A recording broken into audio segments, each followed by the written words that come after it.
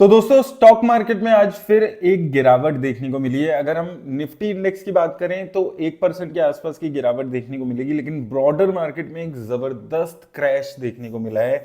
Small cap की बात करें, निफ्टी नेक्स्ट 50 की बात करें, हम आईटी इंडेक्स की बात, फार्मा, बहुत सारे जिस भी सेक्टर की आप बात करेंगे हर तरफ आपको एक अच्छी खासी गिरावट देखने को मिली है।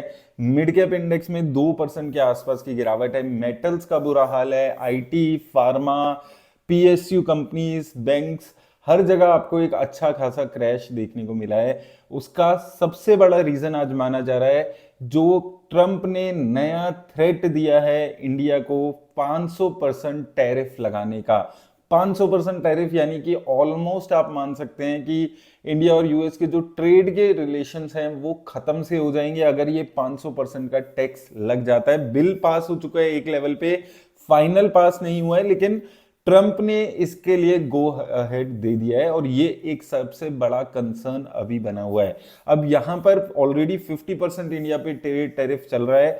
अभी तक मार्केट में ये एक पॉजिटिविटी थी कि इंडिया की डिस्कशंस चल रही हैं और इंडिया ये 50% को घटा के 25% तक ले आएगा, लेकिन अभी तक वो ट्रेड डील खत्म नहीं हुई थी, वो रिजॉल्व नहीं हुई थी और ये नया 500% टैरिफ का एक नया थ्रेट यहां पर आ चुका है। अगर 500% टैरिफ लगता है तो वो कंपनीज स्पेशली जो कि इंडिया से यूएस में ट्रेड एक्सपोर्ट्स कर रही हैं उनका बिजनेस लगभग खत्म सा हो जाएगा, क्योंकि 500% टैरिफ यानी कि 5 गुना उनके जो प्रोडक्ट्स है उस पर कीमत बढ़ जाएगी, जो कि सस्टेनेबल नहीं है। ये एक बहुत बड़ा झटका हो सकता है अगर ये एक्चुअल में लगता है। और अभी तक देखा ये गया है कि 500% का थ्रेट आएगा, लेकिन इसके बाद कुछ ना कुछ टैरिफ लग सकता है। क्यों लग सकता है? क्योंकि जितनी भी कंट्रीज रशियन ऑयल खरीद रही हैं उनके ऊपर ये टैरिफ लग सकता है। इसमें रशिया के ऑयल के अलावा भी कुछ प्रोडक्ट्स ऐड हो सकते हैं कि अगर आप रशिया के साथ ट्रेड डील्स कर रहे हो तो आपको इस बात का जुर्माना भरना पड़ सकता है और ये ओवरऑल एक काफ़ी नेगेटिव चीज़ इंडिया के लिए हो सकती है। देखिए, एक नेगेटिविटी तो एक ये होगी ही, लेकिन इससे ज़्यादा सेंटिमेंटल यहाँ पर झटका ज़्यादा लगता है। फॉरेन इंस्टीट्यूशंस ऐसी कंट्रीज में कम इन्वेस्ट करना प्रेफरेंस करते हैं जहां पर जिनकी यूएस से अच्छे रिलेशन ना हो, जहां पर यूएस में थ्रेट से अलग अलग टाइम पे ट्रेड्स के थ्रेट आते हो, और वो इंडिया के लिए बहुत ज़्यादा एक नेगेटिव चीज़ होगी।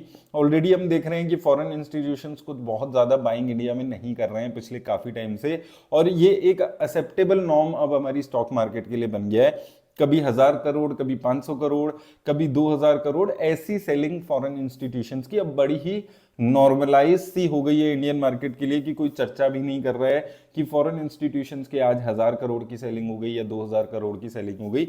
और बहुत ही रेयर ऐसे दिन अब जा रहे हैं जहां पर फॉरेन इंस्टीट्यूशंस एक्चुअल में बाइंग कर रहे हैं। तो ये एक बहुत बड़ा सीरियस मैटर हो सकता है अगर ये एक्चुअल में 500% का टैरिफ अप्लाई हो जाता है।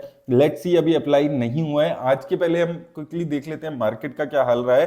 तो देखिए 50% यहां पर अगर हम देखेंगे, निफ्टी पे बात करें 1% की गिरावट देखने को मिली है। पॉजिटिविटी चल रही थी, ऑल टाइम हाई नया बनाया था, और वो जो सस्टेनेबिलिटी के साथ ग्रोथ होनी चाहिए मार्केट में वो नहीं देखने को मिल रही है। जैसे ही कुछ ग्रोथ आती है, जैसे ही यहाँ पर हम देखते हैं कि मार्केट ऑल टाइम हाई 26,300 400 के पास पहुंची, कुछ ना कुछ न्यूज आती है और एक गिरावट देखने को मिल जाती है, जैसे कि आज आपको देखने को मिला है। निफ्टी नेक्स्ट 50 में तो और बुरा हाल आज देखने को मिला है। 2% के आसपास का क्रैश यहाँ पर देखने को मिला है। और यहाँ पर कंपनीज की बात करें तो कंपनीज के लेवल में काफी सारी कंपनीज में 5, 6, 4% तक का गिरावट देखने को मिली है। मेटल कंपनीज ज्यादा यहाँ पर आपको उसमें नजर आएगी। मिड कैप इंडेक्स की बात करें, यहां पर भी 2% का क्रैश है। ऑलरेडी यहां पर बहुत खास रिटर्न एक साल में नहीं रही है मिड कैप की अगर हम बात करते हैं, तो यहां पर भी आप देखिए कि 2% की गिरावट। और इंडिविजुअल कंपनीज के लेवल पे तो 10-10% तक की गिरावट, 5%, 10% की नॉर्मली गिरावट आपको देखने को मिली है। सरकारी कंपनीज पे ज्यादा गिरावट देखने को मिली है, और जो कंपनीज में कुछ थोड़ी बहुत उछाल देखने को मिला था वहां पर भी एक अच्छा खासा गिरावट आज देखने को मिली है। Similarly Nifty small cap index की बात करें, यहां पर भी 2% की गिरावट है, और स्मॉल कैप के तो वैसे ही बुरे हाल चल रहे हैं। एक साल में नेगेटिव 5-6% की यहां पर गिरावट ऑलरेडी आ चुकी है।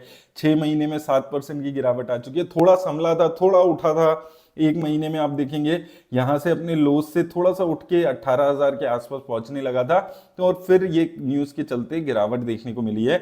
यहाँ पर भी अगर आप देखेंगे तो यहाँ पर आपको 10%, 5% नॉर्मली गिरावट काफी सारी कंपनी में, 4-5% के क्रैश तो बहुत ही नॉर्मल अब हो गया है जो गिरावट आपको देखने को मिली है। आईटी सेक्टर जो थोड़ा सा पॉजिटिव हुआ था वहां पर फिर नेगेटिविटी आ गई है। आईटी सेक्टर में फिर आज 2% का क्रैश देखने को मिला और एक साल में 12.5% का क्रैश आईटी सेक्टर में ऑलरेडी यहां पर आ चुका है। यहां पर भी अगर आप देखेंगे, नीचे हम देखेंगे तो आईटी की जो बड़ी कंपनीज है, टीसीएस जैसी कंपनीज हैं, क्योंकि ये आईटी सेक्टर हमारा डायरेक्टली लिंक्ड है यूएस के साथ, यूएस से रिलेशन खराब होते हैं।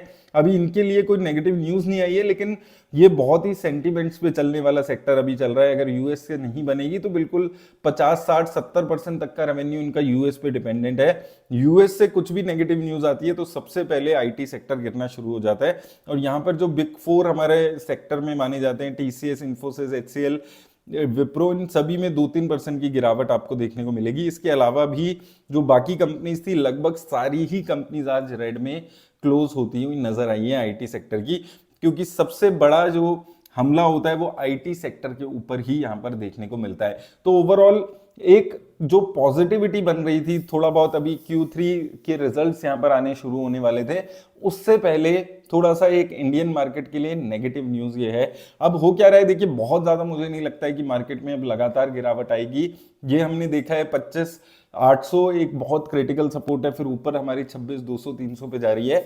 बात ये नहीं है कि आज की गिरावट क्यों आ गई, बात यह है कि वन साइडेड जो हमें रैली की उम्मीद है, क्योंकि 1-1.5 साल ऑलरेडी हो चुका है जब मार्केट में स्पेसिफिकली मिड कैप और स्मॉल कैप में निफ्टी 50 इंडेक्स ने फिर भी अभी भी एक साल में 9-10% की रिटर्न दी हुई है, जो कि एक लार्ज कैप इंडेक्स के लिए काफी ठीक रिटर्न आप मान सकते हैं। लेकिन मेन जो कंसर्न है मार्केट का वो आईटी सेक्टर है, हमारा फार्मा सेक्टर है, क्योंकि फार्मा सेक्टर में भी अब आज देखेंगे 1.5-2% की गिरावट है और स्मॉल कैप कंपनीज है जहां पर पॉजिटिविटी नहीं बन रही है, जो कि ये दिखा रहा है कि एक ब्रॉडर जो इंडेक्स है वहां पर अभी भी बहुत ज्यादा पॉजिटिविटी यहां पर नहीं बन रही है। तो ये थोड़ा सा मार्केट को अभी एक अच्छे लेवल्स पे जाने से रोकते हुए ये ऐसी न्यूज नजर आ रही है। और उसके ऊपर ऐसा सब जब होता है तो फॉरेन इंस्टीट्यूशन साथ नहीं देते हैं, और वो चीज हमारे नंबर्स में भी रिफ्लेक्ट हो रही है कि फॉरेन इंस्टीट्यूशंस लगातार day by day, month on month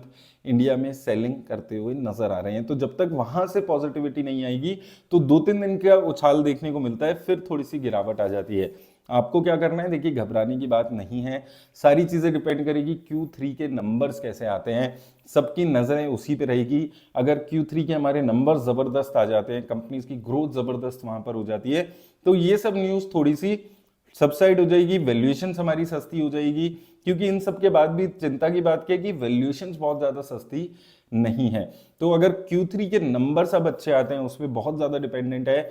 Q3 के नंबर होपफुली इस बार अच्छे आए और यहां से फर्दर ग्रोथ आए।